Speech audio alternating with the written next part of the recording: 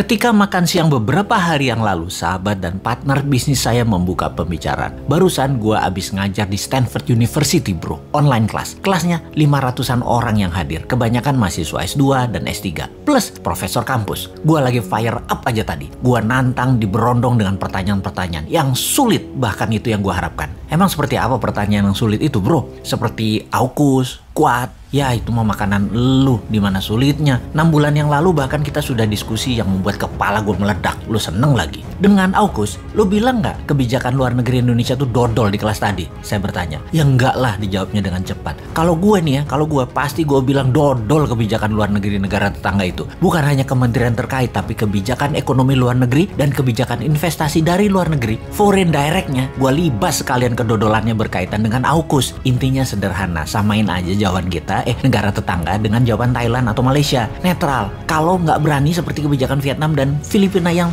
terus terang mendukung AUKUS.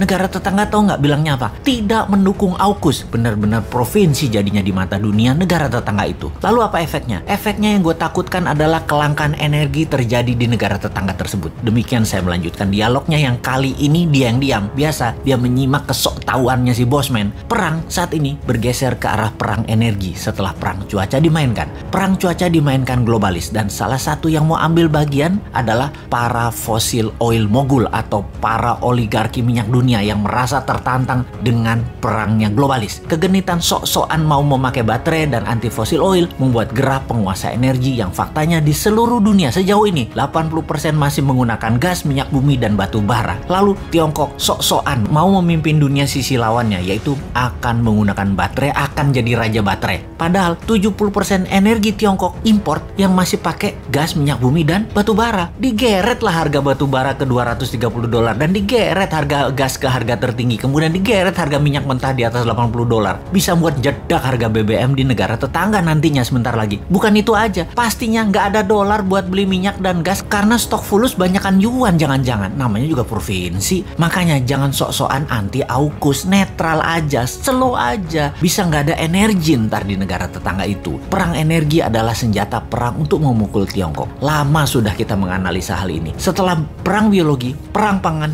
perang cuaca, yaitu perang energi sekarang. Nanti berlanjut dengan perang teknologi seperti dihacknya sosmed WA, IG, dan FB baru-baru ini. Perang space atau angkasa atau satelit dan lain sebagainya yang telah kita urai banyak di video-video dan tulisan sebelum ini. Perang energi yang baru diluncurkan ini ada 2 front untuk mengepung Tiongkok. Satu lewat Timur Tengah, yang satu lewat Rusia. Rusia raja gas membuat harga gas naik ke $50 per MMBTU. Sementara di Timur Tengah dipimpin Saudi, oil dinaikkan ke atas $80 per barelnya. Mungkin ke 100. Strategi awalnya dengan mengepung dalam tanda kutip menyerang Eropa tapi minus Inggris. Inggris kan AUKUS. Yang efeknya beberapa negara Eropa mulai membunyikan alarm peringatan akibat hal ini. Perancis dan Spanyol menyebutkan kenaikan harga gas ini akan berdampak naiknya tarif dasar listrik yang berujung inflasi. Hal ini diperparah dengan Eropa yang sebentar lagi memasuki musim dingin, di mana kebutuhan akan gas meningkat pesat. Dalam krisis ini siapa yang memainkan? Ya bener, konconya Trump, si Putin Rusia itu bersama oligar petroleum Amerika yang di belakangnya Partai Republik yang pastinya gengnya Trump yang memainkan. Fakta lain lagi, Rusia merupakan supplier gas alam terbesar Eropa. Persentasinya lebih dari 43%. Di mana bulan lalu 40 anggota Parlemen Eropa telah menulis surat dan menuduh perusahaan Rusia Gazprom memanipulasi harga gas.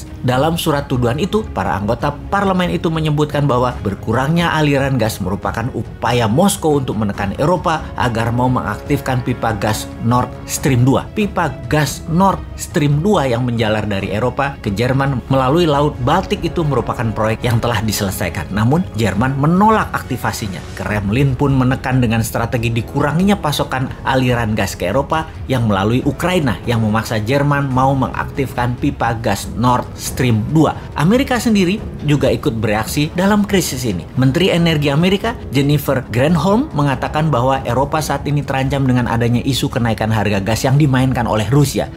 Bisa aja nih Amerika, padahal Amerika yang ngasih go ahead dan Amerika juga yang diuntungkan dengan seal gasnya yang masih berjibun. Di sisi seberang negara tetangga kita jadi punya kemungkinan akan terjadi kelangkaan energi karena efek kepungannya AUKUS beberapa bulan ke depan di tahun 2022. Itulah dodolnya karena menjadi provinsi Tiongkok. Semoga sekali lagi salah lagi nih analisa si Sontoloyo ini.